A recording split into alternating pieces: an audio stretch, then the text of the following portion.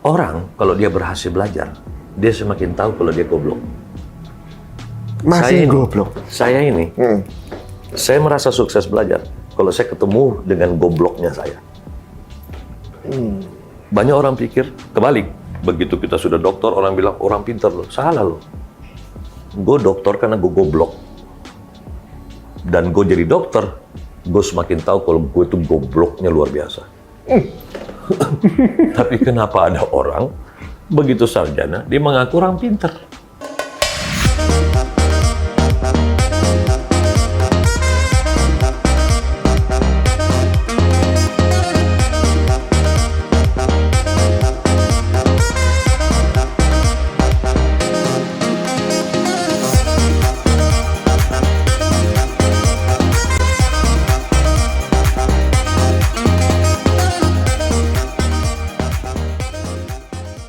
Assalamualaikum warahmatullahi wabarakatuh. Apa kabar semua teman-teman pemirsa Cerita Untung? Kali ini, kita akan siap-siap semua teman-teman untuk kita bongkar kepala kita sama-sama ya. Karena tamu kita kali ini, beliau ini bisa dibilang orang menyebutnya motivator, tapi katanya beliau sendiri nggak pernah sekolah motivator. Tapi bahkan banyak sekali ulama-ulama atau ustadz-ustadz itu yang berpendidikan di sana gitu. Ini bagaimana ceritanya ini? Nah, kita langsung ketemu dengan Om Bagus. Atau juga mungkin kalau di YouTube teman-teman kenal dengan Om Tu Bagus Wahyudi. Nah, gitu langsung aja. Assalamualaikum warahmatullahi wabarakatuh. Waalaikumsalam warahmatullahi wabarakatuh. Gimana kabarnya, Wi? Baik, alhamdulillah. Alhamdulillah. Ini banyak pertanyaan yang udah ngumpul di kepala saya nih ya. Banyak pertanyaan yang ibaratnya mungkin jadi banyak pertanyaan juga orang-orang di luar sana. Saya mewakili aja. Betul, Cuma sebelum kita masuk ke sana, ya, orang pasti ingin bertanya mengenai latar belakang dari Om Bagus dulu nih. Om Bagus. Siap. Dibilang motivator, tapi nggak pernah sekolah motivator. Motivator. Tidak pernah ikut acara motivasi. Nggak pernah ikut. Iya. Bahkan kali pertama saya juga lupa ya kapan saya diundang atas nama motivator. Saya juga lupa. Yang jelas saya pikir sebutan motivator itu adalah tuduhan. Karena saya tidak pernah mengaku. Cuman karena disuruh diminta untuk memberi motivasi, akhirnya lama-kelamaan disebutlah motivator. Karena motivator itu kan orang yang memberi motivasi. Oh iya. Seperti itu. Tapi kan ini yang diberikan orang, berarti sebuah penghargaan. Ya, gitu. penghargaan. Jadi saya tidak pernah mengakui itu. Tapi kalau orang mengakuinya, alhamdulillah. Selama itu bermanfaat, gitu kan. Dan alhamdulillah setelah pulang, saya selalu bilang, saya berbicara karena saya bukan laki-laki murahan. Jadi saya berbicara bukan karena uang. Tapi kalau dikasih lebih cepat datang. Itu punchline boleh juga tuh ya, benar. Tapi ini menarik ya, ibaratnya gini, kalau bukan motivator, tapi kemudian banyak yang kemudian ingin mendengarkan nasihat atau juga mungkin inputan yang mungkin bergizi nih di kepala ya, dari institusi-institusi, kemudian juga dari lembaga-lembaga atau juga dari para ustadz-ustadz gitu ya. Bahkan kemudian ada sekolah yang namanya Kahfi BBC Motivator School. Motivator School. Yes. Gitu. Yes. Dari tahun 2003. Dari tahun 2003. Ya. Nah, berarti kan something inside the circle ini nih, yang kemudian itu membuat orang ngerasa begini. Orang kalau misalnya ngeliat nggak ada daging, udah pasti nggak usah dibilangin, dia akan pergi aja. Betul. Dan apa sebenarnya yang kemudian satu hal yang lucu di kampus kita ini, di mana-mana namanya kampus itu orang pengen cepat-cepat selesai. Tapi di kampus kita ini repot, mereka nggak mau selesai. Jadi cara untuk mengusir mereka dari kampus adalah wisuda aja mereka. Otomatis dia pergi. Gitu kan. Padahal masa belajar sudah kita panjangin 6,5 tahun. Kebayang nggak itu? Kuliah 6,5 tahun. Dan mahasiswa kita itu tidak hanya di seputaran Jakarta, karena mahasiswa kita itu yang dari Tegal, setiap kuliah naik pesawat. Kebayang nggak itu? Ya, itu yang ambil program 3 tahun setara D3 itu kan. Jadi kalau mau dikatakan latar belakang, saya adalah orang yang paling tidak layak jadi seorang motivator, karena apalagi kita basicnya kan motivator Islam ya. Saya nggak pernah di pesantren, nggak pernah di madrasah.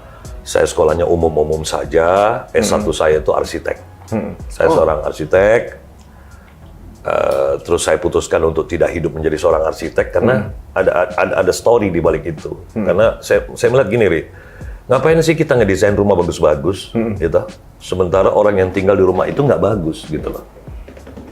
Kayak orang punya mobil dimodifikasi, tapi orangnya nggak keren. Nah, apalagi kita melihat manusia itu kan banyak cara ya. Salah satu cara adalah kita pasti melihat wajah. Ya kan? Karena kata Imam Suyuti, apa yang tampak di luar sebenarnya itulah kedalaman batin. Oke? Reflection. Iya. Jadi itu tidak bisa dipungkiri. Karena kalau kita sekolah acting pun, kita akan melihat bagaimana kita berperilaku kan. Ya. Nah, waktu kita membuat sinetron, membuat film, kenapa sih orang nggak boleh salah acting, nggak boleh salah ketika acting? Nah. Karena waktu saya sekolah film, ternyata film itu hanyalah contoh kehidupan, hanyalah contoh kehidupan. Yang contoh kehidupan saja, Ri. Orang nggak boleh salah acting. Apalagi kehidupan yang sebenarnya. Nah, permasalahannya, kok kita nggak belajar acting? Oh iya. Iya, menarik. Selama ini orang berasumsi acting itu ilmu untuk para pemain sinetron, pemain film, pemain iklan, dan seterusnya. Pemain sandiwara lah. Saya bilang salah. Rasulullah SAW mengatakan, Innama bu'istu liutamima makarimal akhlak. Sungguh aku diutus ke muka bumi ini hanya untuk menyempurnakan akhlak, kemuliaan akhlak. Ya, sini menarik ya, kalau lihat dari angle itu ya. Ibaratnya, mau acting yaitu kehidupan yang cuma 2 jam, kita bisa berpanjang-panjang sekolah. Ya kan? Coba. Nah, untuk bisnis, kita bisa sekolah bisnis. Untuk ngejalanin bisnis, gitu misalnya. Nah, cuman yang lucu lagi, Ri. Kan lu pengalaman main film kan? Sekarang gue tanya, ngapain lu susah-susah ngafalin skenario kalau lu kagak syuting-syuting? Ngapain? Iya. Terus ngapain lu belajar Al-Quran bertahun-tahun sampai ngafalin, tapi akhlak lu buruk?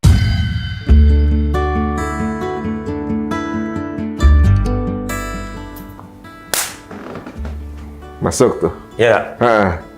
Padahal sebenarnya hakikat hidup itu kata Rasulullah adalah akhlakmu. Filmmu itu harus bagus karena setiap film itu akan diputar kembali di kuburan. Sekarang lu pengen nggak masuk kuburan nonton film lu jelek? Sementara pemerannya itu lu nggak mau kan? Karena itu akan diputar lagi nih sebagai pertanggungjawaban. Iya benar. Nanti di sana itu akan ada penyerahan award. Keren. Iya. Nah, sekarang permasalahannya adalah setelah saya melihat kenapa orang-orang sudah mendesain rumah bagus-bagus, kok nggak bisa bagus? Ternyata ada yang salah. Itulah, ada yang salah. Nah, saya lanjutin. Kira-kira saya kurang apa nih? Saya tinggalin aja dunia arsitek. Saya coba belajar tentang kenapa manusia hidupnya tidak bagus. Ternyata dia butuh hiburan. Dia salah hiburan. Nah, saya mulai sekolah S2. Saya sekolah Entertainment Communication. Tambah kaget, Ri. Kenapa saya kaget? Kenapa? Ternyata orang itu terhibur, banyak penyebabnya.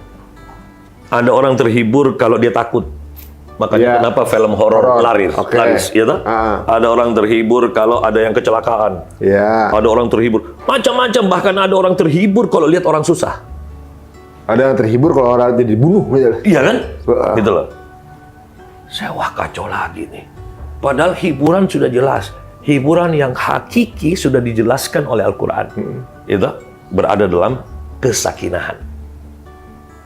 Kesakinahan itu orang yang berhasil memasuki alam hiburan tertinggi derajatnya itulah sakinah. Karena tenang ya? Lah iyalah. Sekarang gue tanya lo. Lu pengen beli Ferrari. Setelah dapat Ferrari, baru lu bilang, gue tenang sekarang om sudah beli Ferrari. Yang pengen beli pesawat jet. Gue sekarang tenang Gus, udah bisa beli jet. Yang pengen punya rumah, gue sekarang sudah tenang Gus, sudah beli rumah. Oh, gara-gara itu doang, kau tenang. Padahal belum tentu. Iya toh? Dan apakah harus punya itu biar tenang? Iya. Nah inilah salah fakultas tenang dia. Fakultas tenangnya salah belajar. Menurut saya salah angle. Salah angle dari mencari ketenangan itu ya. Yes. Nih teman-teman mungkin banyak yang nanya, ini ada 14 buat apa? Nanti mau dirataret ya. Bukan kenapa tiba-tiba ada sesuatu yang mau kita omongin. Enggak lah ya, enggak. Atau nanti muncul sendiri tulisan. Enggak ya, bukan. Nah, akhirnya saya putusin lagi. Kali ini story. Kayaknya ada yang salah dalam hidup gua. Gua harus sekolah tentang ilmu kebenaran. Akhirnya saya nekat, Rik. Saya bilang, saya sudah S1, sudah S2, tinggal satu utang saya sama Allah. Saya harus selesaikan S3. Karena sekolah yang menjadi menu di muka bumi ini sampai S3. Sementara Rasulullah SAW sudah mengatakan, belajar itu sampai ke liang lahat. Ya, never stop ya. Yes. Karena sekolah yang menjadi menu itu S3, gue harus sampai S3 walaupun gue orang kere, nggak punya duit. Kalau ada yang sempat, Kalau ada yang sempat, ya sempat. Gue merasa utang sama Allah kalau gue belum selesai S4, gitu loh. Saya sekolah. Cuman sekolah apa? Nggak ada sekolah kebenaran kecuali gue harus sekolah Al-Quran. Gue nekat, Rik. Gue datang ke perguruan tinggi ilmu Al-Quran. Gue masuk mendaftar. Jadi mahasiswa program S3 ilmu tafsir Quran. Semua orang kaget, jangankan manusia, saya yakin jin pun kaget. Kenapa tuh? Bagus Wahyudi belajar Al-Quran. Sampai saya masuk di tes bahasa Arab, aduh saya bilang pasti nggak lulus. Tes bahasa Inggris, ya masih adalah peninggalan sekolah, ya kan? Tes baca Al-Quran, ya masih adalah peninggalan dulu waktu kecil. Karena saya nggak pernah ngaji, bayangin. Udah, keterima, Rik. Keterima, gue masuk hari pertama kuliah, lu tahu nggak? Semua orang tanya, Ustadz, dipanggil Ustadz saya. Ustadz, dulu S1-nya apa? Arsitek. Kok bisa? S2-nya entertainment. Loh kok bisa? Ustadz, saya mau nanya, kenapa Ustadz nanya? Saya kan Islam, kalau belajar Islam, tapi kan harus begini. Jawaban yang paling utama saya itu tersesat ke jalan yang benar. Itulah akhirnya saya mulai senang ngaji. Setelah saya ngaji, itulah saya mulai menemukan banyak pemikiran-pemikiran. Kenapa kok keresahan orang yang sudah belajar agama? Saya melihat kenapa sih kita belajar agama kepada Rasul, tapi kok contohnya yang kita lihat di masyarakat kok kurang bagus. Iya. Saya kasih contoh ya, tidak menghina saudara kita yang berprofesi seperti yang akan kita sebutkan. Contoh saya kasih simpel saja. Katakanlah pemuka masjid, ya tidak semua ya, pemuka masjid. Coba kita bayangkan ketika hari raya kurban, Rik. Rasul itu setiap hari raya kurban potong berapa ekor onta. Dia yang ngajari kita agama. Sekarang mari kita datang ke masjid. Ketika hari raya kurban, imam masjid potong berapa ekor? Ya kan? Malah dia minta kulit, dia minta ini, dia minta itu, dan seterusnya. Kenapa? Ada apa gitu loh? Kita tidak menghujat Ustadz. Tidak. Itu guru saya. Tapi kenapa sampai Ustadz itu banyak direndahkan oleh jamaahnya? Karena dia tidak memberi contoh total sebagaimana apa yang Rasulullah SAW gambarkan.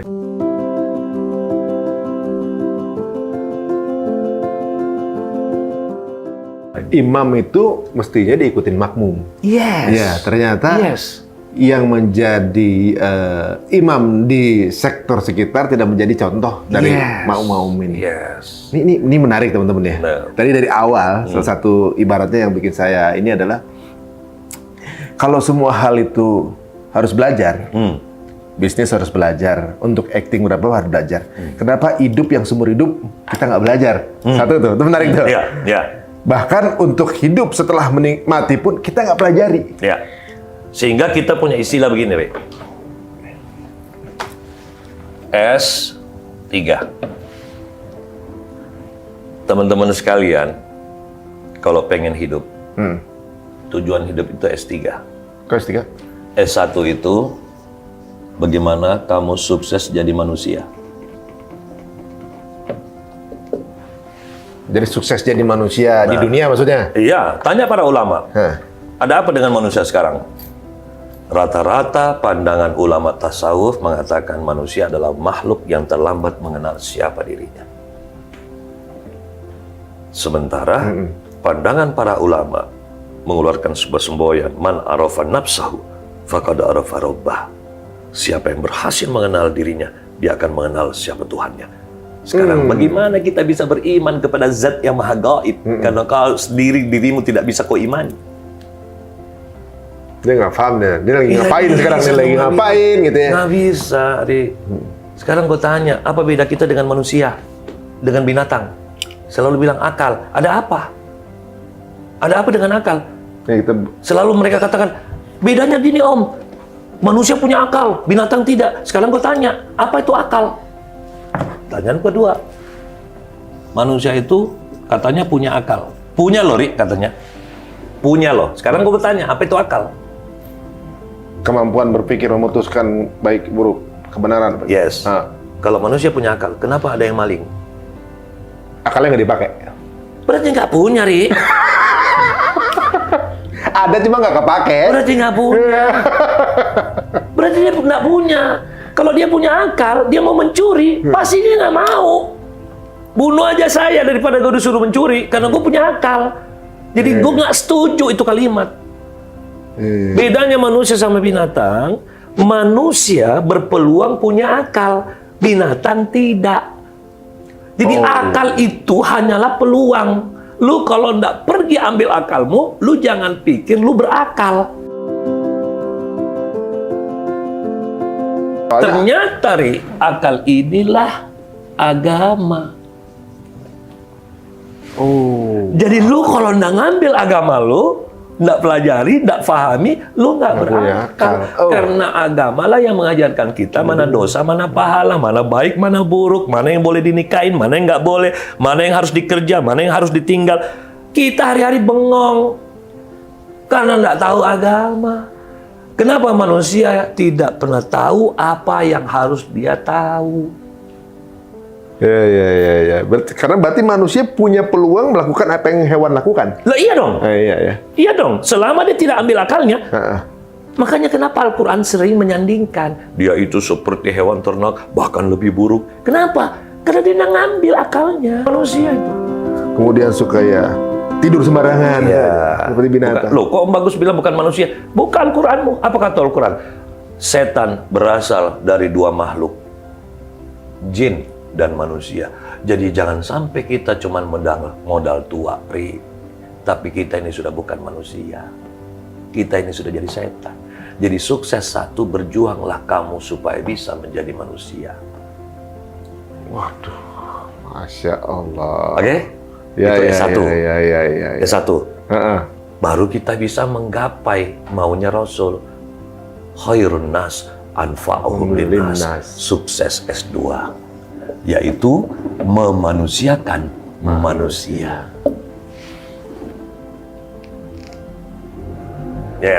Oke, jadi kita sudah paham jadi manusia, kemudian memanusiakan manusia lain. Kalau kita belum Next bisa, level. Iya, kalau kita belum bisa jadi manusia, bagaimana? Rasul berjuang sampai umur 40, klop, dia diangkat jadi Rasul. Itu tanda dia berhasil menjadi makhluk mulia. Manusia itu makhluk mulia. Setelah itu dia mulai memanusiakan manusia. Nah, S2-nya nih, contohnya memanusiakan manusia gimana? lu sudah punya ilmu, ajari ilmu lu. Lu udah punya harta, Ri. Sekarang gue tanya, harta ini untuk apa? Wa ma khalaqtul jin wal ins illa liya'budun. Allah kasih kamu semua, Ri, prestasi. Allah kasih semua. Itu hanya untuk beribadah dalam rangka meninggikan manfaatmu jadi manusia. Masya Allah. Alhamdulillah. Iya. Untuk apa itu ada mobil? Untuk apa ada motor? Untuk memanusiakan manusia. Jadi punya harta adalah kita diberikan sarana. Iya, jadi lihat budun itu. Iya, jadi lu jangan mau, Ri, kena ayat-ayat setan, ayat-ayat sesat. Lu hati-hati, lu dimanfaatin sama karyawan lu. Lu terlalu baik. Jawab, khairun nas anfa'uhum linnas. Selama karyawan gua memanfaatin gua, berarti gua sudah jadi sebaik-baik manusia. Karena berarti bermanfaat. Lah iya dong. Iya. Kan S2. Tapi di sisi lain mindset orang sekarang kalau dimanfaatin berarti rugi. Salah ayat.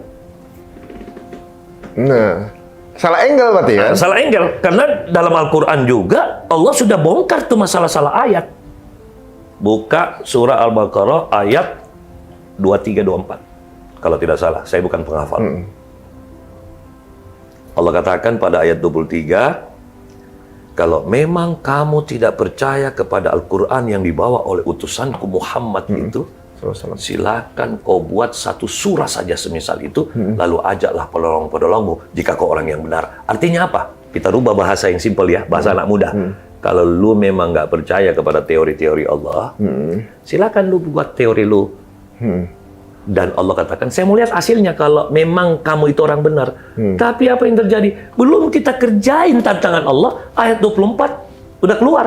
Apa? Dan apabila kau tidak mampu, dan pasti kau tidak mampu, maka pelihara dirimu dari panasnya api neraka. Masya Allah. Jadi itu maksudnya, kalau jadi manusia, jangan sotoy. Lah kita sedikit-dikit, suka-suka gua, neraka-neraka gua, ya silakan. Konsep-konsepnya sendiri gitu Lah ya? iya dong. Sekarang kita ini kan makhluk yang paling tidak tahu. Iya. Kita tidak tahu apa itu kuburan, kita tidak tahu itu apa itu akhirat. Maka ambillah surat dari sana. Surat dari sana satu-satunya yaitu Al-Quran. Dan Al-Quran ini sudah bersumpah terhadap dirinya. Dzalikal kitabu la raiba fi hudal lil muttaqin. Tapi caranya gimana, Om? Alladzina yu'minuna bil ghaib. Jangan kau terlalu percaya yang kelihatan. Oh, beda ya ini ya. Maksudnya angle dari itu bahwa Iya kan, alladzina yu'minuna bil ghaib kan artinya orang-orang yang beriman kepada yang gaib. Gaib itu apa? Lu nggak perlu kasih gua duit, lu nggak perlu kasih gua pangkat, lu nggak perlu senyum, lu nggak perlu ucapin terima kasih, karena cukuplah Allah yang membayarku. banyak angle dari arti itu. Nah, iya dong. Nah, itulah unsur motivasinya. Kalau kita baca Al-Quran kita tidak termotivasi, ada yang salah. Nah, ini yang jadi masalah. Ya kan kita taunya disuruh baca kan gitu. Yes. Tapi yang dibaca itu kan alam semesta. Nah, S3 kita lari kemana? Bagaimana kau berjuang terus untuk menjalankan ini sampai kau mati. Matimu disebut husnul khotimah. Itulah sukses S3.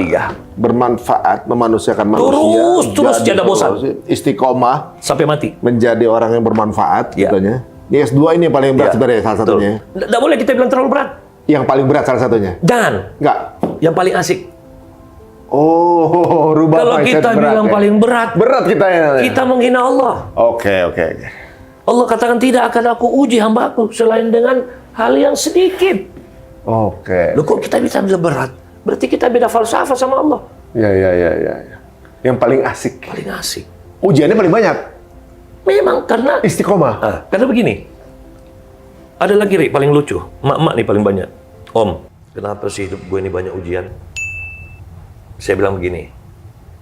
Ibu pernah lihat tempat sampah? Loh, kok nanya itu, Om? Lo udah jawab aja. Ya udah. Isinya apa? Sampah. Banyak nggak? Banyak. Kenapa banyak, Bu? Ya karena tempatnya. Nah, saya sudah jawab pertanyaan Ibu. Loh, yang mana, Om? Ibu tanya apa? Kenapa hidup saya banyak ujian? Nah, sekarang Ibu hidup di mana? Di dunia. Dunia ini tempatnya apa? Tempatnya ujian. Banyak nggak? Banyak. Kenapa? Karena tempatnya. Kalau tidak mau banyak ujian, gampang. Tinggalkan tempat. Iya. Iya kan? Iya. Benar. Ada lagi. Yang sudah ngaji, sudah apa, Rik? Om, kenapa sih saya ini kurang apa sih ngaji? Sudah tahajud, sudah puasa, sudah. Saya ini kurang apa? Saya bilang kurang satu. Apa, Om? Kurang paham. Buka surah Al-Ankabut ayat 2. Apa kata Allah? Emangnya manusia itu dibiarkan mengatakan dia sudah beriman, lalu tidak diuji.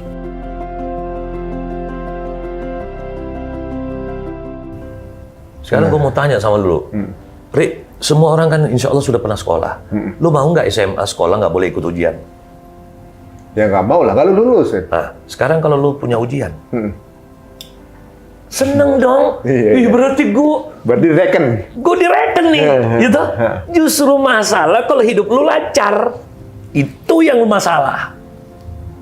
Oh, lu nggak diuji, udah lu pasti nggak lulus. Lah iya dong. Sekarang kita balik nih. Iya. Apa yang Allah katakan kepada orang-orang yang Allah sudah cuekin? Kutambahkan nikmat, kutambahkan agar dia lupa. Jadi nikmat yang bersusun terus tiada, boleh jadi itu laknatan, Rik. Istidraj. Nah, istidraj karena dia bilang apa? Lihat hidup gua nggak ada masalah. Oh, hidup lu penuh masalah. Oh, Malah lalai dia, terbuai. Saya perintahin sama murid-murid saya, lu tiap hari harus cari masalah. Tapi jangan bikin masalah. Atau tiap hari cari solusi masalah. Bagaimana caranya cari solusi, Ri, kalau nggak ketemu masalahnya? Kita kuliah kan cari masalah dulu. Nggak, misalnya kita nggak punya masalah. Kita harus punya masalah. Nggak mungkin, Ri. Justru orang yang mengatakan saya tidak punya masalah, itulah orang yang paling bermasalah. Dia tak muter-muter kayak gini nih. Ya, hari ini muter-muter nih. Kedua, dia nggak tahu apa itu fikir. Binatang punya pikiran. Manusia berpikir. Ya. Ya. Hewan punya pikiran. Manusia punya pikiran, tapi manusia perintahnya berpikir. Hewan punya pikiran, mereka berpikir... Tidak berpikir, mereka tidak berpikir. Mereka didirect oleh pikiran. Didirect oleh pikiran, kalau lapar nyari makan. Jalan sendiri pikirannya. Oh iya. Cara nyari makannya dengan Makanya berburu. pernah nggak, Ri? Kamu lihat ada burung pergi kursus bikin sarang. Nggak ada. Karena di dalam pikirannya sudah Allah masukkan data. Ya kan? Iya. Ya kan kayak lion, harimau. Iya. Dia taunya berburu. Iya. Kan? Padahal Iya. dia nggak pernah ikut training berburu kan? Betul. Kayak- Kenapa dia paling jago? Karena Allah sudah sisipkan Udah di folder. data. Di foldernya udah dimasukin. Sudah ada. Nah, manusia beda. Udah di-install. Manusia disuruh mendirect pikiran itu. Karena dia bedanya sama binatang, dia ada perintah untuk menjadi khalifah. Oke, itu bedanya. Karena manusia punya perintah untuk menjadi khalifah. Tapi kalau dia gagal, itu karena dia otaknya holiday. Oh iya. Oke. Iya. Benar. Disuruh menjadi khalifah, dia malah holiday. Holiday. Disuruh istiqomah, dia istirahat. Iya. Jadi kalau ada pegawai lu senang untuk istirahat, itu sudah tidak Istiqomah ya. Berarti sebenarnya untuk mereka yang nggak mau challenge, malas susah segala Yes, macam, berarti yes. nggak menggunakan asetnya sebenarnya. Betul. Oh, Dia gitu. tidak mendirect pikirannya. Kenapa tidak mendirect pikirannya? Karena dia tidak paham apa itu sadar. Bentar, di sini dulu. Ini ada banyak yang kita bisa analogikan teman-teman ya. Kalau orang nge-gym itu sebenarnya kan berat ya. Dia ngasih masalah ke ototnya gitu kan. Tapi jadinya bagus. Yes. Tapi kalau orang malas olahraga, ya emang nggak capek ya ngapa-ngapain. Ya. Tapi buruk buat dia. Yes. Tapi Itu- hati-hati, Ri. Menyangkut nge-gym juga bisa masuk dalam kondisi mudarat. Kenapa? Badan gede. Saya tanya, kerjaan lu apa? Olahraga. Kalau kerjaan lu olahraga, apa itu profesi? Badan gede, kerja di mana, Mas? Marinir, cocok. Emang kepake. Fungsional. Iya, toh? Ini. Iya toh? Ah. Badan gede, kerja di mana? Ini, Mas, input data. Makanya keyboard rusak semua. Oh, tergantung ya. Lah iya dong. Lah badan gede untuk apa, Ri? Kita buang waktu membesarkannya. Kecuali memang ada fungsinya. Lu atlet binaraga. Oke. Ya kan? Lu memang mau promotion alat-alat fitness kayak Aderai, ya kan? Silakan. Instruktur kesehatan. Suruh kesehatan. Ini enggak. Kerjaan apa, Mas? Petugas kelurahan. Badan gede. Kan nyusahin lo. Tapi banyak juga yang badannya gede, tapi kemudian pakai sepatu hak gitu kan. Iya itu. Jadi tinggi, Nggak fungsional, tinggi gede, maco, pacarnya maco juga. Soalnya kan bilang, nggak punya jodoh. Yang cantik mungkin belum jodoh, mungkin yang ganteng. Ya, karena mereka salah ayat, Ri. Dia selalu cari orang yang cocok. Gitu loh. Makanya cowok dapat cowok karena Cocok. Sebenarnya itu bukan cocok, itu namanya cucok. Cocok. Maksudnya cocok ya. Makanya kenapa sih, Ri? Banyak orang itu tidak nikah-nikah. Banyak salah ayat, Ri. Kenapa nggak nikah? Belum ketemu orang yang cocok. Emang ada? Saya dengan istri saya nggak bakalan cocok. Lu dengan bini lu yuk, nggak bakalan cocok, Ri. Justru Kenapa? karena nggak cocoknya itu. Yes. Ya. Kalau kita sudah mulai salah ayat gara-gara kata cocok itu, contoh, kenapa sih orang cerai merasa tidak cocok? Padahal Allah menciptakan perbedaan karena di situ terdapat nilai ikhtiar pahala gede kalau kau mau berusaha cocok karena Allah. Masya Allah, disitulah perjuangannya. Lah iyalah. Disitulah jihadnya sebagai rumah tangga. Sakinah itu, Ri, nggak bisa kalau nggak diundang. Oh, ya. Ya saya nih sering kumpul sama salah satunya nih konselor pernikahan. Ada pasien beliau yang bubar rumah tangga ketika sudah senior, justru karena rumah tangga nggak pernah berselisih.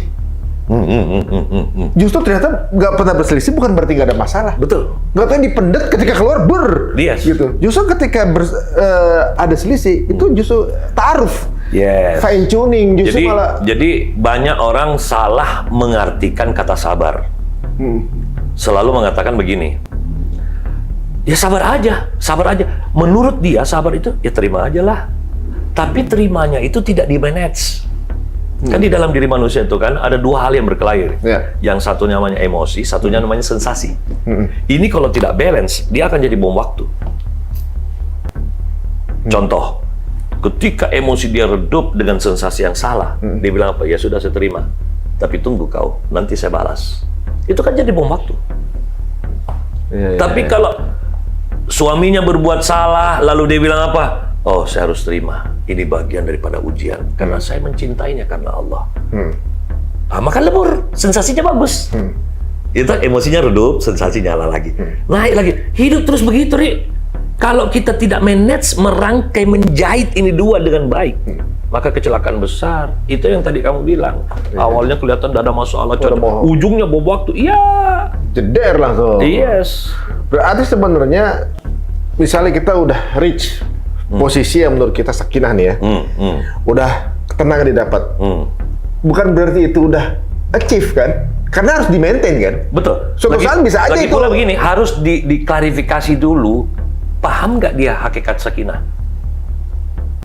Sakinah itu bukan hanya tenang loh, Ri. Karena maling habis nyolong nggak ketangkap, dia tenang loh. Tapi setiap dengar ada alarm mobil kaget juga. Jadi tenang yang dimaksud dengan kata sakinah adalah tenang bersama Allah di jalannya. Nah, Ya kan? Di jalannya. Jalan yang mana, Om? Jalan yang diredoi. Karena jalan Allah itu banyak. Maling itu jalan Allah loh, tapi yang dimurkai. Jadi hati-hati kalau berdoa. Ya Allah, tunjukkanlah aku jalanmu. Memang di muka bumi ada jalan selain milik Allah. Jalan Allah semua. Maling, koruptor, jalannya Allah. Tapi itu jalan yang dilaknat. Makanya coba ingat kalau kita baca Al-Fatihah, kalau kita sholat, kita ucap dua-duanya itu. Ihdinas siratal mustaqim siratal ladzina an'amta 'alaihim ghairil maghdubi 'alaihim waladdallin. Harus kita tegaskan. Kalau tidak, kita cuma bilang, ya Allah tunjukkanlah aku jalanmu. Jalanku semua itu. Iya, ini menarik nih. Ya kan? Ada beberapa hal yang mungkin ya untuk misalnya satu diskusi mengenai penyimpangan yang kemudian analoginya diputar ke dalam, nggak boleh gitu. Dia emang dia tuh kelakuan yang dilakuin itu, tapi dia tuh ciptaan Allah juga loh, gitu kan. Nah, setan juga ciptaan Allah kan. Gitu. Kenapa bisa begitu? Kita masuk teori berikutnya. Lain lagi keluarnya loh. Aduh. Kita masuk teori berikutnya. Tapi S3 udah selesai deh. Sudah dong, kan S3 adalah bagaimana kau berjuang menjadi S2 sampai mati. Nah, itu namanya husnul khotimah. Walal akhiratu khairul laka minal ula. Allah katakan, sungguh yang terakhir itulah yang terbaik daripada permulaan. Jadi kenapa ada pertanyaan, Om Bagus, kenapa sih dia kayaknya nggak sholat, tapi kok hidupnya baik-baik saja? Kita kok sholat semakin kacau. Terpaksa saya buat sebuah teori namanya segi empat mekanisme sunnatullah. Ini harus diketahui oleh teman-teman supaya hidupnya tidak menghujat Allah, tidak bertanya ke pertanyaan yang tidak penting. Kita beri namalah A1, A2, B1, B2. Ingat, hidup ini selalu Allah ciptakan kondisi empat ini. Jangan pernah menghujat Allah karena ini memang produknya Allah. Kenapa Allah buat, Om? Karena Allah jadikan dunia ini sebagai tempat ujian. A1, selalu ada manusia yang Allah ciptakan, dia patuh kepada aturan, dan dia berhasil menggapai sukses. Kita ambil contoh lah, kemarin kan kita baru dapat COVID nih. Ya. Manusia A1 yang kayak gimana? Rajin pakai masker, cuci tangan, semua jaga jarak sampai dia bilang apa? Lihat nih gue nih. Ini karena gue patuh, gue gak kena, gue selamat. Manusia A1. Tapi selalu Allah ciptakan A2. Apaan? Gue ini kurang apa? Masker sudah yang... Wah, tangan sudah kena juga. Ada manusia begitu. Ada lagi manusia B1. Gak pernah paturi. Semua dia lawan, malah dia provokasi. Tapi nggak kena. Makanya polemik yang ada di masjid-masjid gimana? Ada yang patuh kan? Apa itu? Rapat saja. Nggak ada. Sholat kok dilarang. Nggak ada yang kena. Karena memang Allah ciptakan sebagai ujian. Dan ada juga yang paling konyol ini. Tidak patuh, kena. Jelas, kalau ini sesuai pola. Iya. Yang dua ini A1, B2 sesuai pola. Sesuai pola. Ini yang selalu Allah hadirkan. Orang-orang di luar pola yang mengacaukan pola. Kenapa Allah ciptakan ini? Supaya manusia diuji bahwa semua urusan itu kembali kepadaku. Oh, kalau cuma orang-orang ini aja seolah-olah kalau dia udah menguasai pola, maka berbalik kepada pola itu aja, bukan pada Allah ya? Iya. Sehingga kalau manusia di muka bumi ini cuma ada dua ini, Al-Quran gampang dipahami. Makanya mengapa ada orang mengambil langkah-langkah ini?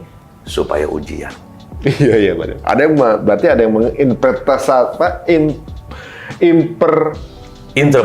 merinterpretasi Quran sesuai dengan A2, B1 ini kadang nyeleneh gitu ya. Pernah nggak dengar ada orang tobat terus akhirnya kekayaannya habis?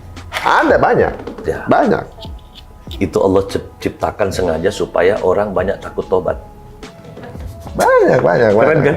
Kenapa banyak orang tobat atau orang hidayah justru banyak musuhnya? Ya. Banyak yang nyerang. Iya. Emang kemudian jadi pada takut untuk tobat. Iya. Kenapa Allah ciptain itu? Supaya ada artinya sebuah nilai jihad.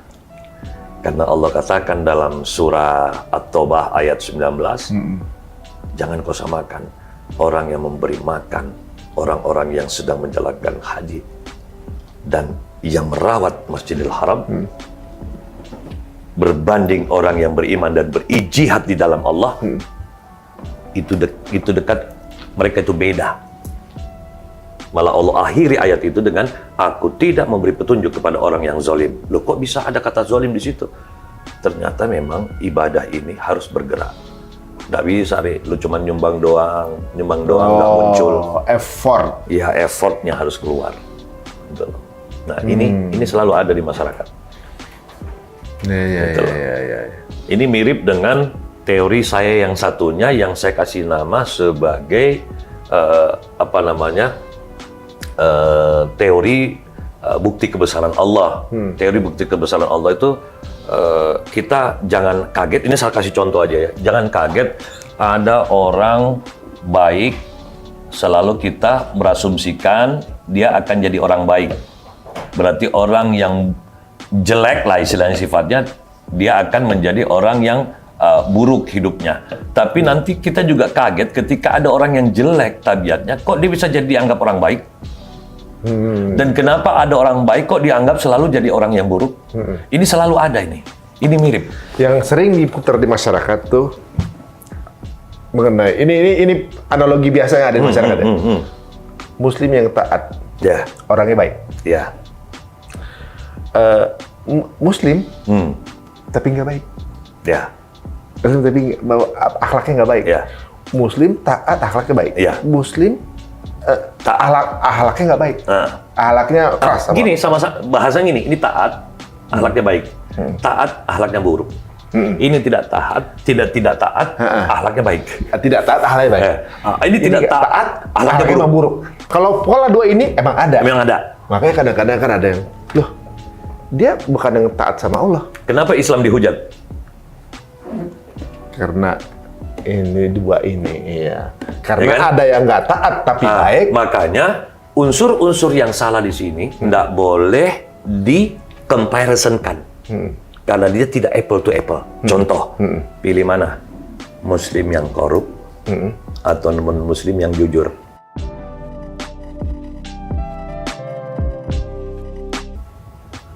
Itu nggak boleh, itu tidak apple to apple. Tapi itu yang dibawa sebagai narasi. Karena itu ayat sesat. Bagi orang yang setengah imannya kena. Iya, yang ini maksudnya yang digoyang ini. Nah, iya. Yang di sini yang digoyang kan? Iya. Gitu kan? Jadi kalau dia tidak paham, tidak sadar, nggak bisa. Gitu loh. Cuman pertanyaannya, kan kembali kepada rumus kita. Singkatan. Kita tidak bisa apa kalau kita tidak tahu apa itu apa. Hampir mirip bahasa Madura, ketebak tak iya. Ya nggak? Ketebak tak iya dah. Kita tidak bisa apa kalau kita tidak tahu apa itu apa. Nah sekarang gue tanya, Ri, lu sadar nggak, Ri?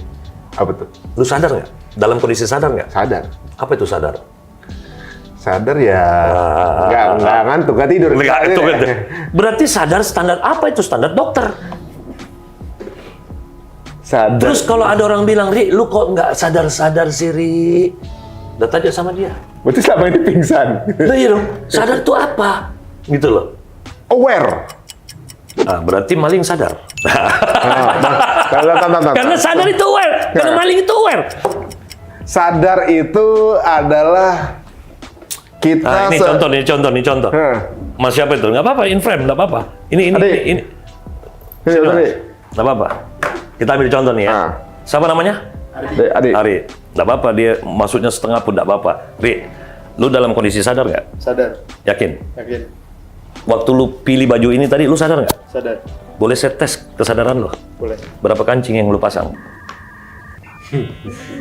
Nggak tahu. Lah ya, berarti lu sadar nggak itu? Sekarang ini kancing kan lu yang pasang sendiri. Sadar tapi nggak ngeh. Nggak. Nggak itu namanya apa? Thank you, Re. Oh. Sadar itu berarti. Sekarang kita kembali kepada agama. Kenapa agama menuntut kita senantiasa berzikir, terutama kepada Allah? Supaya selalu ingat sama Allah. Apa itu ingat? Bisa nggak kita ingat kalau nggak sadar? Iya, nggak bisa. Nah, kalau gitu apa itu sadar? Kalau itu tidak pernah kita kupas, kapan kita sadar? Conscious ya. Ya, conscious. Karena manusia itu digoda oleh subconscious atau unconscious. 88% kehidupan kita didirect oleh subconscious kita. Sampai kita mengatakan, gua memang begitu. Sekarang saya tanya, apa itu gua? Gua itu di salah satu tempat yang ada lubangnya, itu gua. Iya kan? Apa itu gua? Makanya kita kembali belajar agama, tidak ubahnya belajar untuk tahu diri. Berarti sebenarnya kalau sadar. Sekarang kalau gitu, apa itu diri? Kita tuh sadar kalau lagi nggak sadar. Atau kita nggak sadar kalau kita lagi nggak sadar. Nah, coba ya. Struktur itu ada 4. Ada orang sadar kalau dia sadar. Ada orang sadar kalau dia tidak sadar. Ada orang tidak sadar kalau dia sadar. Ada orang tidak sadar kalau dia tidak sadar. Kebanyakan berarti yang dimana? Sadar kalau dia nggak sadar. Setuju. Dia tidak sadar Kalau dia lagi nggak sadar. Dia tidak tahu kalau dia itu wajib tahu. Akhirnya karena dia tidak tahu kalau dia tidak tahu, dia kira dia mikir. Atau dia pikir dia itu mikir. Nggak, dia pikir dia mikir. Iya. Nggak tahu nggak lagi mikir. Nggak lagi mikir. Produknya bunyinya gini, Ri. Setelah saya pikir-pikir, saya tonjok dia. Itu produk dia tuh. Setelah saya pikir-pikir, saya nggak mau nikah. Setelah saya pikir-pikir, saya nggak mau bayar utang gua. Loh, berarti lu nggak mikir dong. Masa utang lu nggak bayar? Masa lu nonjok orang ya? Iya kan? Jadi ada kelalaian dalam pemahaman tentang diri. Iya. Kalau tidak paham, disebut tidak tahu diri. Jangan marah dong. Jangan marah dong. Kalau orang bilang, lu tidak tahu diri loh. Iya. Iya kan? Iya. Yes, tapi orang banyak yang merasa dirinya tahu diri, malah sebenarnya lagi nggak tahu diri. Itu namanya sotoy. Sotoy ya? Sok tahu. Kalau yang sekarang ini, kalau misalnya saya lagi dengar kajian, gitu, atau lagi belajar sesuatu, atau lihat apalah di YouTube, atau misalnya saya butuh tahu sesuatu, saya lihat tutorial di YouTube gitu kan. Makin dilihat tutorial, makin denger ceramah misalnya atau dengerin motivasi segala macam, makin tahu kalau kita tuh sebenarnya banyak yang belum tahu. Yes. Jadi maksudnya saya sadar kalau saya tuh nggak sadar. Saya setuju. Karena apa? Orang kalau dia berhasil belajar, dia semakin tahu kalau dia goblok. Masih goblok. Saya ini, saya merasa sukses belajar kalau saya ketemu dengan gobloknya saya. Banyak orang pikir kebalik. Begitu kita sudah dokter, orang bilang orang pintar loh. Salah loh. Gue dokter karena gue goblok. Dan gue jadi dokter, gue semakin tahu kalau gue itu gobloknya luar biasa. Tapi kenapa ada orang begitu sarjana, dia mengaku orang pintar? Iya. Ada juga sarjana nggak kurang pinter, tapi ada dukun juga nggak kurang pinter. Yang salah sebenarnya bukan dia. Kenapa emang? Yang datang ke sana. Oh iya. Berarti dia orang bodoh. Sejak kapan ada dukun, Ri, ngundang orang? Iya. Orang yang datang. Orang yang datang. Orang yang menyebut dia orang pintar. Dia kadang-kadang tidak mengaku. Iya. Orang pinter yang nyebut pasti orang bodoh. Ya, dan akhirnya konsep diri ini yang saya sedih kenapa justru ilmu manusia ini tidak diajarkan di sekolah. Kita sudah sampai pada struktur negara kita berpindah-pindah konsep. Ya, pendidikan mandiri, pendidikan apalagi merdeka sekarang ya. Ada yang disebut dengan berkarakter. Sekarang saya tanya, karakternya siapa? Karakter itu apa? Ya? Nah, iya, kan di Indonesia ini kan sering kali kita menggunakan kata yang kita potong, tidak selesai. Gitu? Contoh, Ri, saya ngomong sama Ari nih, Ri, jadilah orang yang berakhlak. Selesai nggak itu kalimat? Tidak. Maling lu pikir nggak berakhlak? Berakhlak, itulah akhlaknya dia, akhlak maling. Akhlak buruk? Iya kan? Oh. Jadilah orang yang berakhlak. Akhlak apa dulu? Akhlak apa dulu? Oh. Itu kalimat yang tidak tuntas itu. Mestinya jadilah orang yang berakhlakul karimah. Ya kan? Dipotong-potong. Ini sejak tahun berapa dulu saya serang nih ya. Ini paling banyak. Apanya yang salah, Rik? Apa tuh? Berani, jujur, hebat. hebat. Apanya yang salah? Berani, jujur, hebat. Apanya yang salah? Kepotong juga nih. Filosofi bahasa ini sudah salah. Berani, jujur, hebat. Kehebatan jujur itu bukan pekerjaan yang orang hebat. Berani, jujur itu pekerjaan orang normal. Jadi sekarang saya bicara dulu tentang efek buruknya nih ya. Efek buruknya nih kalimat. Akhirnya banyak orang tidak jujur. Kenapa? Gue bukan orang hebat, Ri. Iya. Kan? Sekarang hanya orang hebat yang bisa jujur. Gue gimana? Gue bukan orang hebat, bro. Gitu? Iya. Jadi boleh dong gak jujur? Iyalah. Akhirnya semua saya keliling tempat orang bekerja selalu bilang, Pak, awalnya Pak, kami juga jujur. Tapi kalau kita jujur, mau makan apa? Coba itu. Nah. Ada juga Om. Apa itu? Berani jujur hebat. Jujur apa dulu? Nah itu dia. Saya korupsi dong. Gitu kan. Hebat yang penting. Wah, hebat gue jawab. Ya katanya jujur hebat. Saya ngaku dong. Saya korupsi. Jadi, harus diganti. Berani jujur normal. Supaya orang yang tidak jujur tahu kalau dia tidak normal. Iya. Makanya saya kalau ganti nih kalimat, ganti. Berani jujur normal. Supaya orang yang tidak jujur tahu kalau dia itu tidak normal. Jadi jangan bikin kalimat gitu, yang akhirnya mendatangkan ambigu fikir. Karena otak ini, Ri, ya, kan tadi kita sudah jelaskan, diri itu diperintah berpikir. Kenapa disuruh diperintah berpikir? Apa itu ber? Gitu. Karena diri itu kalau tidak pakai ber dalam fikir, maka dia menjadi korban pikiran. Sering nggak ngalami ada kondisi begini, Ri? Oh, gue pikir, itu korban pikiran. Oh, gue pikir dia jujur gitu. Korban pikiran, tak? Karena kamu tidak menyelesaikan pikiran. Tidak berpikir. Pikir, oh dia jujur, dia nurut aja. Iya. Makanya kenapa dikuasai pikiran. Coba cek di Al-Quran berapa kali Allah mengatakan perintah berpikir. Sungguh yang demikian terdapat tanda-tanda bagi kaum yang berpikir. Apa itu berpikir? Nah, berpikir untuk apa? Ya berpikir terhadap alam semesta. Alam semesta itu banyak ayat-ayat yang seperti ini. Itu daerah bebas korupsi. Apa yang salah?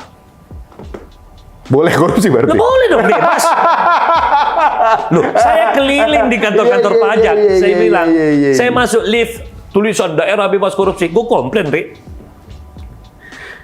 Iya. Ini bener analoginya seperti zaman dulu tuh ya. Zamannya ada satu, kayak gua ikutan di salah satu channel musik gitu ya. Cuma ada apa namanya campaign no free sex. Lah iya. Nah, kemudian yang biasa open BO juga ikutan, no free sex. Kok no free sex? Seks harus bayar kan? Iya lah. Gak ada yang gratis katanya. Loh. No free. Jadi, di mana-mana kita sudah daerah bebas korupsi, daerah bebas korupsi, daerah korupsi. Gue tanya, kapan kita bisa lepas nih urusan korupsi? Karena lu siapkan tempat orang bebas di situ.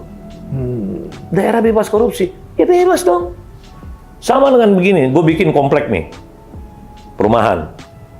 Gue tulis daerah bebas banjir. 1 tahun lu tinggal situ, rumah lu banjir, lu komplain ke gue. Dasar hukumnya di mana? Kau komplain. Lu bapak dulu tulis daerah bebas banjir. Lalu berarti sekarang sudah bebas.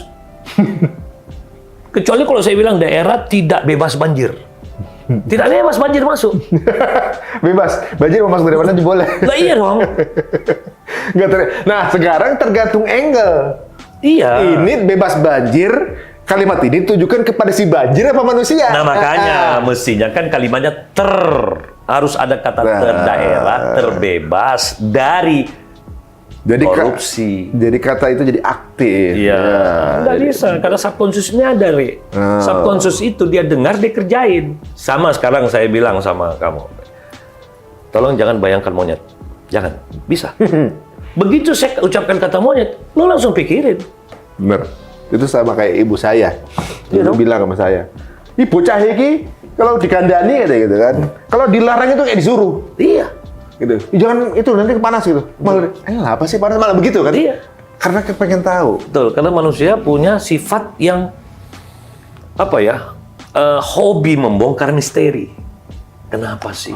Kenapa sih? Makanya perintah itu sebaiknya menggunakan kalimat present. Kalimat present. Nah, termasuk hal-hal yang bisa menghipnotis diri. Karena diri ini kan kenapa sih disuruh berpikir? Karena strukturnya hidup itu adalah ini kan kehidupan. Kancingnya lepas. Kehidupan. Kenapa bisa kacau? Strukturnya begini karena komunikasi kita kacau. Pertanyaannya, masih ingat nggak pesan Rasul? Jangan kerjakan sesuatu yang apabila kamu tidak punya ilmunya. Setuju nggak? Ya. Sekarang pertanyaannya, bisa kita dalam 1 hari kehidupan kita tidak berkomunikasi? Tidak bisa. Bisa nggak dalam 1 hari lu nggak komunikasi? Ilmu apapun yang kau punya, paling banyak yang kau pakai ilmu apa? Dalam bekerja. Komunikasi kan? Sudah pernah belajar komunikasi? Belum. Lo kok berani berkomunikasi? Itu udah diinstal. Udah bisa dong. Ada ilmunya itu. Ada ilmunya itu. Oh, kalau bicara aja bisa. Iya toh. Tapi kalau berkomunikasi secara lebih baik, itu yang harus belajar. Jadi kita itu cuma bisa ngirim sinyal, nangkap sinyal. Apakah itu hanya sekedar? Nggak ada. Harus ada konten.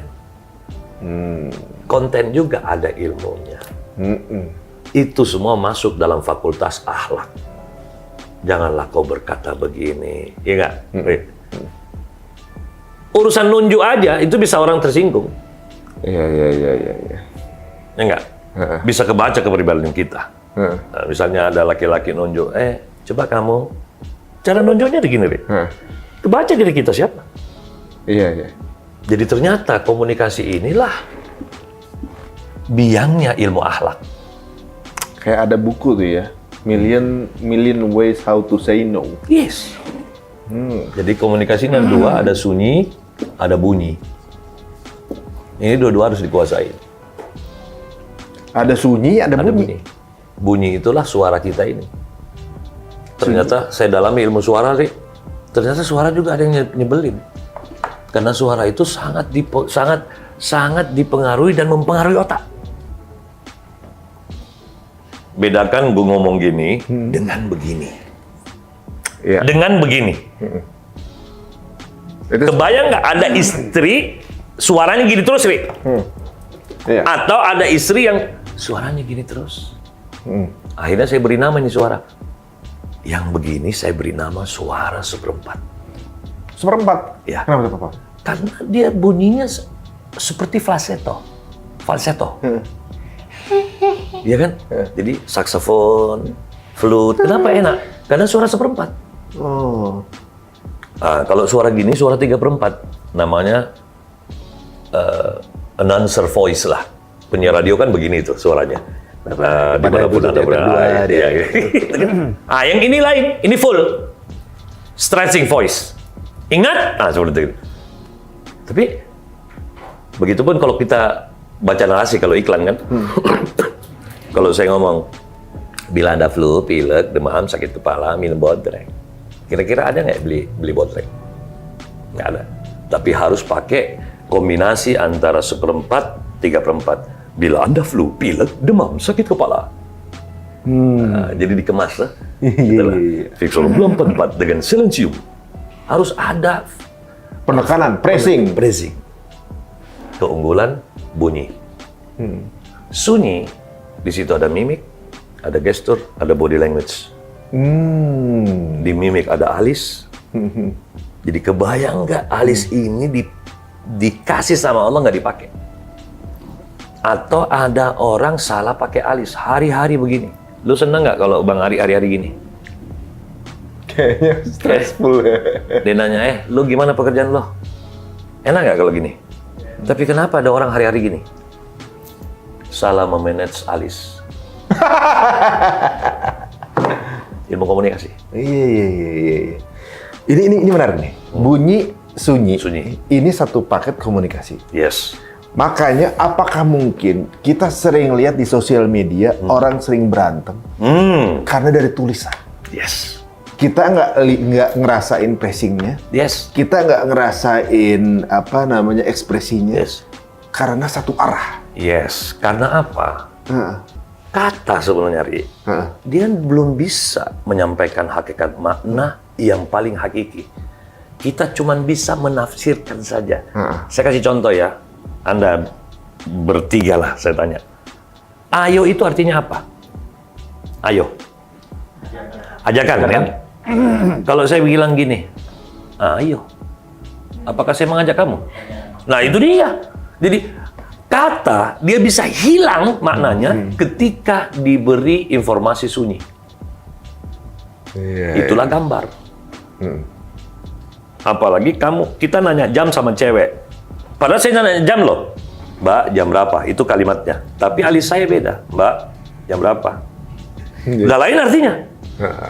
Makanya bahayanya kalau kita berkomunikasi tidak lengkap dia punya gambar. Nah, gambar itulah informasi sunyi. Yang nggak ada bunyi. Makanya kenapa kalau kita berkomunikasi sehari-hari, tangan ini harus latihan gestur, gitu. Kadang-kadang kita salah letak, kita nunjuk aja pakai mulut. Mas, di mana toilet? Ada yang kaki. Tolong ambil. Aduh, jatuh semua. Itu contoh. Itu bahasa contoh. Itu sunyi, bahasa sunyi itu ya. Sunyi tapi bunyi. Langsung dipraktekin tuh. Aduh, bener banget teman-teman ya. Kalau kadang-kadang orang maksudnya bercanda satir di sosial media, ada suatu apa yang lucu gitu, komen gitu misalnya, orang maksudnya sambil bercanda doang gitu. Lu aja nggak tahu gitu. Iya, misalnya betul, gitu. betul. Padahal kalau misalnya maksudnya orang itu mungkin ngirimnya gitu. Lu aja kali yang nggak tahu. Iya. Pas dibacanya gini, lu aja nggak tau. Iya, itu. Oh, kok dia begitu, Bang? Iya. Akhirnya lucunya ketika dibawa ke ranah pengadilan, dia nggak mau mengakui. Dia selalu mengemas dengan maksud gua. Makanya keluarlah falsafah. Jangan kamu terlalu cepat mencatat sebuah maksud di pikiranmu apabila kau belum bertanya kepada yang menyampaikan. Itu kayaknya ada ayatnya ya? Ada. Iya. Ada. Jangan kamu tuangkan semua yang ada di pikiranmu ya? Oh. Ada. Oke? Iya. Kita lanjutin. Kalau gitu, kenapa komunikasi itu kacau? Karena jiwa kacau. Pertanyaannya, mau nggak kita disebut sakit jiwa? Nggak mau. Kalau gitu, apa itu jiwa? Merek kopi. Jadi, jiwa ini produk daripada hati. Pertanyaannya, apa itu hati? Hati ini adalah sesuatu yang bolak-balik. Kenapa dia bolak-balik? Karena inilah sebenarnya yang disebut dengan pikiran. Maju, mundur, mondar, mandir, apalagi, Rik? Kasak, kusuk, apalagi. Itu namanya kolb. Jadi kolb itu gini dia. Kenapa dia begini? Karena belum ada pilihan. Kapan dia pilih dan bersusun, itu jadi jiwa. Kenapa ada orang bolak-balik? Karena kurang data.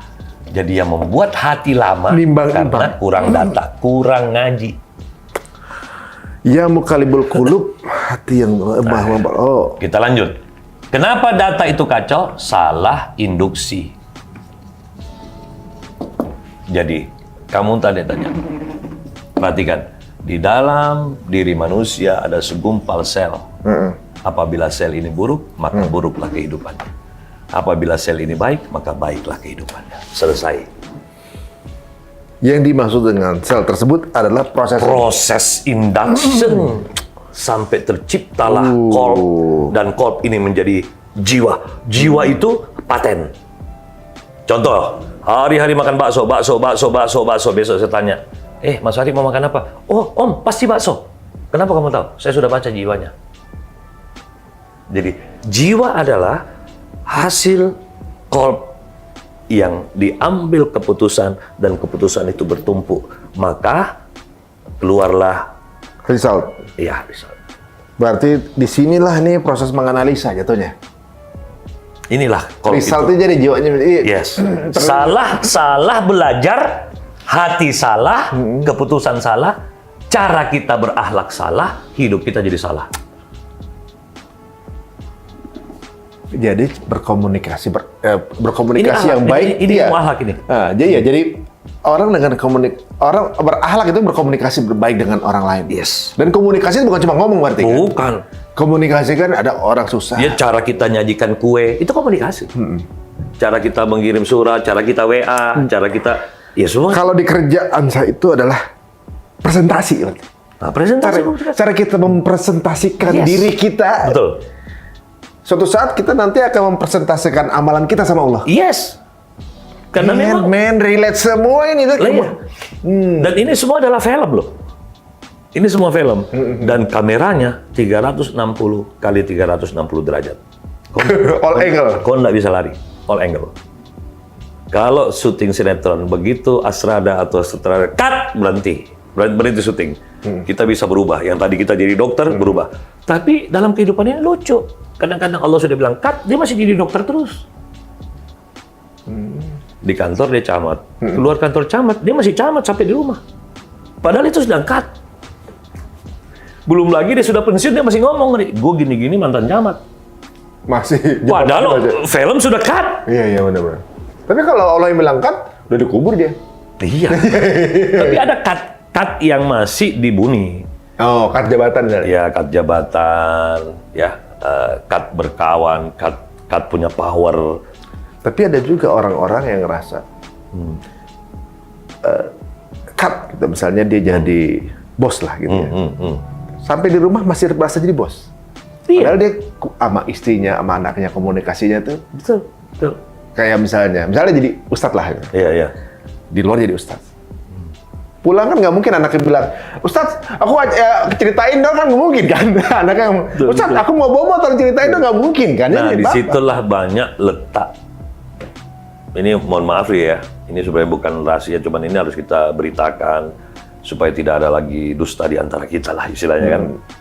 Kenapa sih kadang-kadang teman-teman kita ini ya tidak semuanya sih ya, jago dengan ucapan Ustadz dia di atas, tapi kok dia tidak Ustadz di mata istrinya? Kok dia tidak Ustadz di mata anaknya? Jarkoni.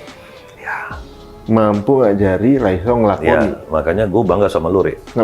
Lu kadang-kadang kalau bicara ada bini lu saksiin. Saya juga begitu. Saya nggak mau memberi motivasi kalau istri saya nggak ikut dalam ruangan.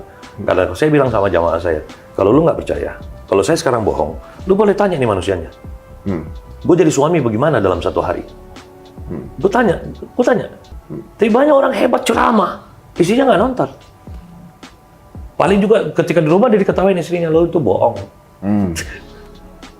Di fase itu pernah saya, waktu dulu baru belajar ngaji. Iya. Kemudian saya nyuruh istri pakai hijab, ribut berantem, kan? Ngaji juga baru gitu ya, Iya. kita masih ngegas, gitu masih ya kaku lah ngegas. Istri ngomong gini, gua tahu elo. Nah, Yes. makanya dia nggak patuh. Jawabannya itu gua yang dulu. Gua yang sekarang lu baru tahu. Ya. Harus memang cepat dijawab. Kalau tidak, lama transisinya.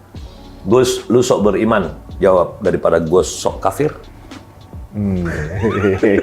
Memang kelicikan harus dijawab dengan kecerdasan. Kita butuh ilmu fikir. Supaya kita punya hati, jiwa, dan berkomunikasi kita bisa menyenangkan kehidupan. Kalau ini masuk juga nggak surat An-Nas ya? Iyalah. Waswisu fi sudurin nas. Was-was di mana? Di sini. Di sini. Was-was itu di sini. Yang suka ngasih perasaan was-was. Di sini. Jadi sebenarnya kita diminta untuk tetap Pertanyaannya, kenapa bisa manusia kena was-was, Re? Ada celah yang masih terbuka. Tapi kalau kau sudah menutup semua celah itu, maka cuman Allah yang bermain di dalam pikiran kita. Tapi kalau masih ada celah setan masuk, was-was tetap jalan. Makanya kadang sholat hal-hal yang sepele aja bilang, Yes. kayak kentut nih. Makanya kan, kenapa di dalam proses kita memikirkan tentang was-was itu selalu ada saja ayat-ayat sesat yang masuk di kepala kita. Memang asik itu, asik. Kenapa Allah sengaja memasukkan itu? Memang asik. Karena Allah semakin pengen tahu, kamu itu milih saya enggak? Kau milih saya enggak sih? Gitu loh. Jadi setelah enggak, Allah bangga lagi. Jadi bagaimana hidup ini selalu menyenangkan terus Allah. Jadi kita selalu diuji sebenarnya. Lah iyalah. Jadi sebenarnya was-was itu juga ujian. Memang iya. Sejak kapan manusia itu bisa terlepas? Cuman was-was kita itu berganti makom, Re. Iya. Lu yang was-was kemarin udah lulus. Jangan pikir lu akan hilang was-wasnya. Ada lagi, Re. Berarti benar juga. Misalnya ilmu walaupun sudah tinggi, misalnya saya dengar gitu ya, misalnya udah jadi ustadz sekali, Iya. bukan berarti nggak ada ujiannya. Salah. Gitu kan, kadang-kadang ustadz. Makanya coba lu tanya, Kiai nggak sholat Isya? Oh, saya Isya terakhir 2003. Kok Nggak mungkin dong. Walaupun dia Kiai pangkat 10, azan Isya, sholat lagi loh. Siapapun loh. Iya. Gitu loh.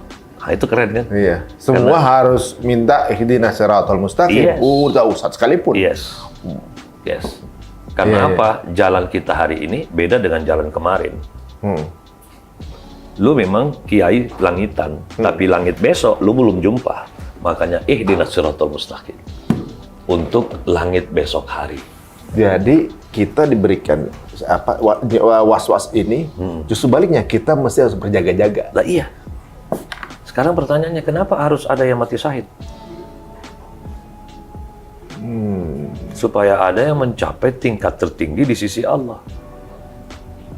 Nah, kalau nggak ada itu, nggak ada. Peringkat tertinggi nggak ada. Kalau begitu, nggak usah aja bikin pertandingan. Kenapa harus ada pekan olahraga? Supaya ada yang juara satu. Iya. Iya dong. Masuk. Makanya gue bingung ada pertandingan persahabatan. Pertandingan. Sejauh mana itu persahabatan? Berarti artinya kalau ini tendang masuk, lu harus masukin lagi dong. Biar satu sama. Kita kan sahabat nih. Maksudnya persahabatan tuh nggak ada pialanya. Oh, nggak ada pialanya. Berarti tidak bersahabat tuh, nggak ada pialanya. Yang ada itu tukar piala. Itu persahabatan, Ri. Lu juara satu ya, gue juga. Gitu loh. Iya. Aduh, ini sebenarnya kalau kita lihat ya, semua tuh relate ya. Yes. Makanya itulah kenapa konsep Allah ini adalah konsep dunia berputar. Circular deh. Yes. Kenapa ada Kehidupan, tawaf? iya. Kenapa ban bisa bergerak, berputar? Hidup ini kalau udah ada putaran, Cakep. udah ada.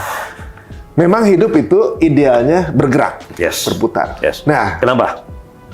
Karena manusia didominasi oleh unsur air. Mari kita belajar ilmu air. Air kalau diletakkan, diem, dia jadi penyakit.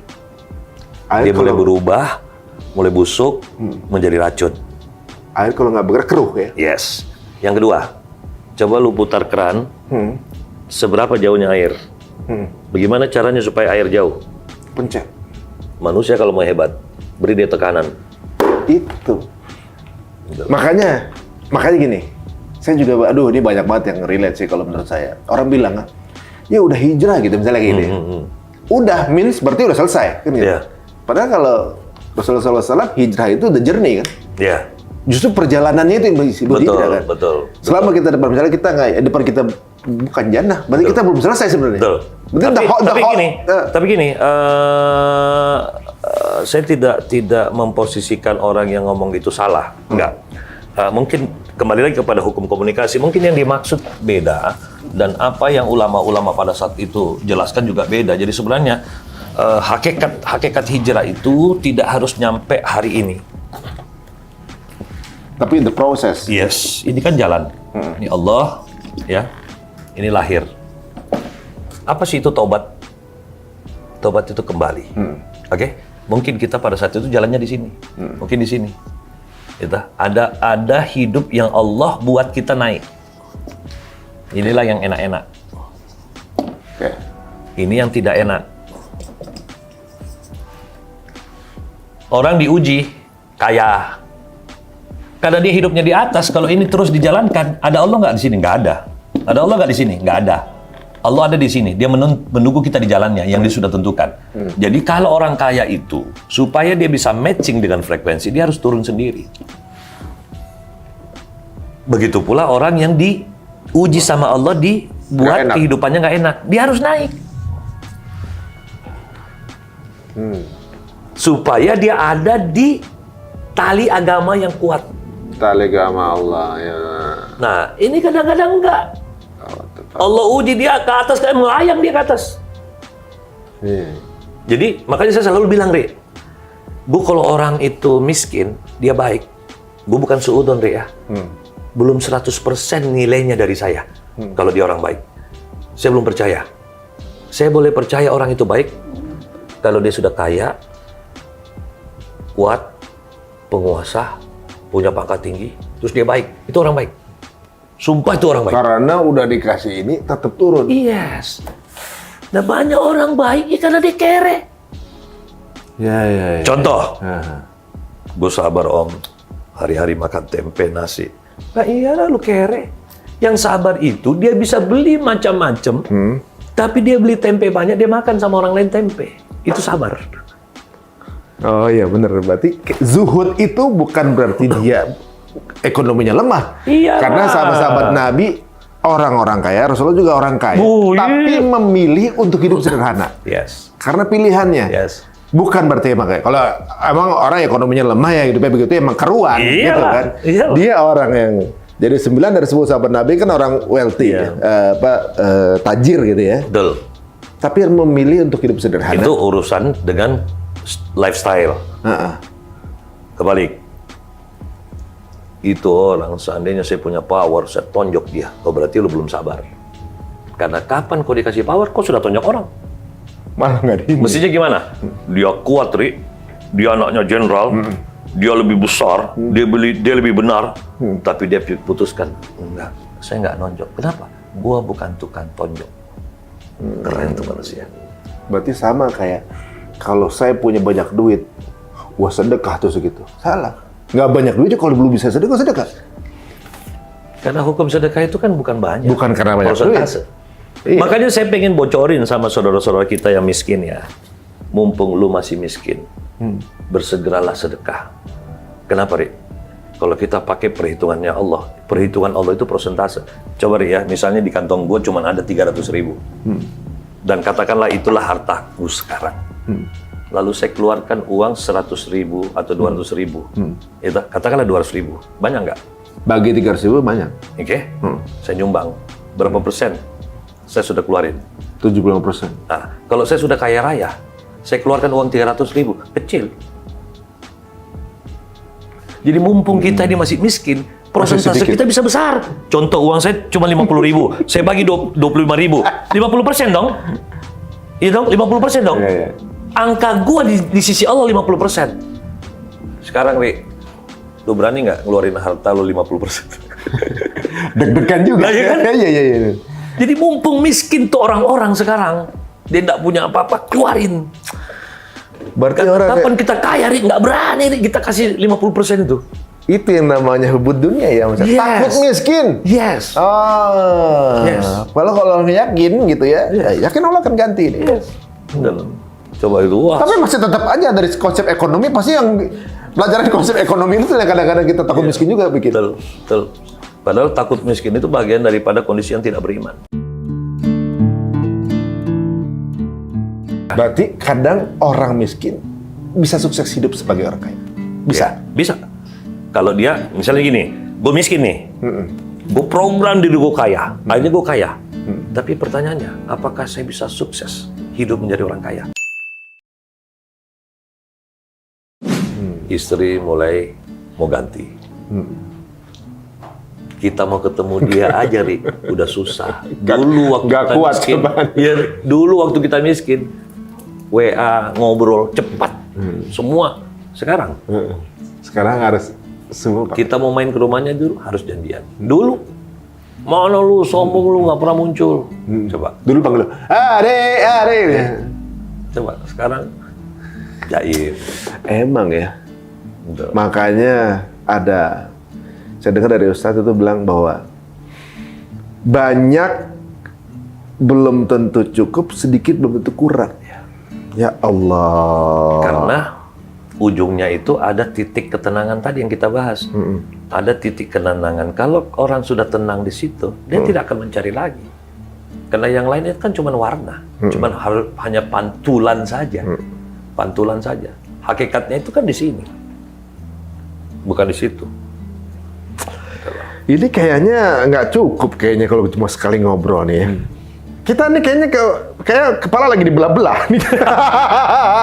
Dibuka sini ada ini, dibuka ini ada itu gitu. Ini Masya Allah banget nih. Mudah-mudahan mau nih kita Nggak apa-apa, kita bagus kita buka lagi di sisi lain. Masih banyak nih mengenai hati belum. ya, hati, jiwa, Belum, pikir belum, Terus- macam-macam. Kenapa orang jalan ngelihat pakai mata, ini bilang hati-hati. Iya. Kenapa enggak mata-mata dong? Hati-hati. Karena yang melihat sebenarnya bukan mata, Hati. hati. Itu jantung apa lever? Nah, itu juga belum. Hati itu bahasa majas. Tahan. Saya juga sebenarnya udah gatal juga mau tahu. Tapi saya kepengen yang di rumah juga gatal juga untuk ya lebih penasaran lagi. Iya. Karena ya kalau mau deep lagi, nanti ikut kelasnya aja. Masya Allah. Nah, gitu. Bagaimana untuk tahu kenal lebih dekat dengan Om Bagus, mengusulkan Om Bagus? IG apa IG? Kalau IG itu anak-anak yang ngedirect. Om Bagus tuh jarang. Om Bagus paling kalau YouTube ya tuh Bagus Wahyudi official buka. Gitu. Cuman kita nggak fokus. Insya Allah nanti Perlu tim untuk ngebahas Iya. itu. Tapi orang kayaknya memang butuh itulah namanya? banyak orang komplain sama Om Bagus. Om, kenapa? Saya bilang ya nanti akan tetap kita program. Hanya memang YouTube yang ada itu penggalan Om Bagus ngajar di mana dipotong-potong. Belum kepegang kan? Belum.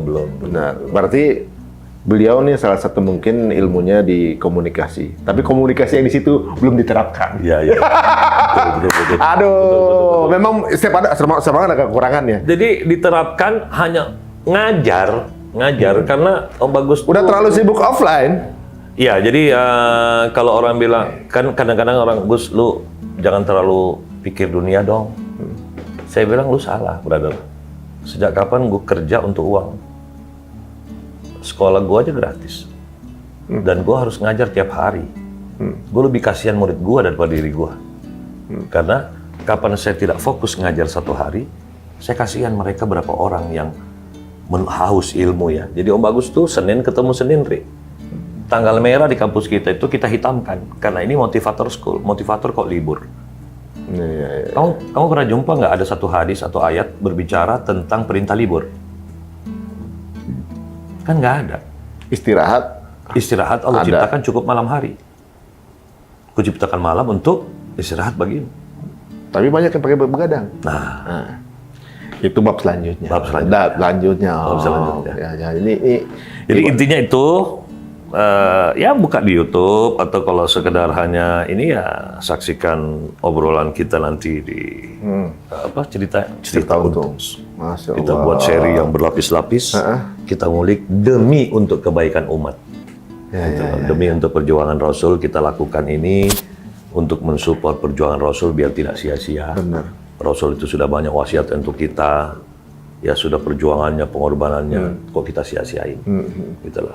Nggak apa-apa, kita nggak harus menjadi ustadz dulu, kita tidak perlu menjadi kiai dulu. Tapi perintah agama bukan untuk ustadz kan? Iya, Perintah untuk umat. Maka kita sebagai umatnya Rasul berjuang apa yang kita miliki, apa yang kita tahu, sepengetahuan kita itulah. Kita nggak usah melampaui batas karena Allah juga nggak suka. Gitulah. Masya Allah, semua tuh terukur ya sebenarnya. Yes. Tadi dibilang apa, jangan mikir dunia terus dong, akhirat juga. Apalagi akhirat gak bisa keraih kalau nggak dari effort dari Itu dunia. dia pertanyaan Om Bagus, mana ada sholat yang tidak di dunia? Nah iya, kalau udah di akhirat nggak bakal lagi. Nah, iya loh, jadi kita harus kejar dunia karena akhirat itu cuma bisa ditempuh lewat dunia. Jadi harus kejar dunia. Sholat di dunia, puasa di dunia, sabar di dunia, ikhtiar di dunia. Jadi harus kejar dunia. Dunianya sebaik mungkin itu presentasi kita sama Allah nih. Aduh, mantep deh pokoknya. Udah dipastikan kayaknya kita akan programin lagi nanti ketemu dengan Om Bagus ya. Kalau di sini seolah kita anak-anak zaman sekarang, zaman now, high technya oke, tapi kurang high touch. Yes. Barusan kita dibuka sama Om Bagus di sini, makin dengerin nih, makin berasa kita nggak tahu apa-apa. Oh, makasih nih Om Bagus waktunya. Subhanallah. Ini menyenangkan sekali ngobrol. Saya jadi dari tadi nih masuk pintu sini, keluar pintu sini, masuk sini, keluar pintu sini. Kita kayak kejar-kejaran, kulik-kulikan. Itu membuktikan dunia bulat. Benar-benar, Masya Allah. Salam buat keluarga Om Bagus. Semoga Allah menjaga Om Bagus terus kesehatannya. Semoga dengan begitu bisa balik lagi ke sini. Amin. Siap teman-teman semuanya. Jangan lupa juga untuk selalu kirimkan masukan, kritik, saran, atau juga mungkin jika dirasa obrolan kita bermanfaat, monggo silakan dipatuk, di-share, disebarkan ke teman-teman yang lainnya agar kita bisa, ya tadi kata Om Bagus juga, men-share kebaikan-kebaikan yang sudah disebarkan oleh Nabi kita Rasulullah SAW. Sampai ketemu lagi. Assalamualaikum warahmatullahi wabarakatuh.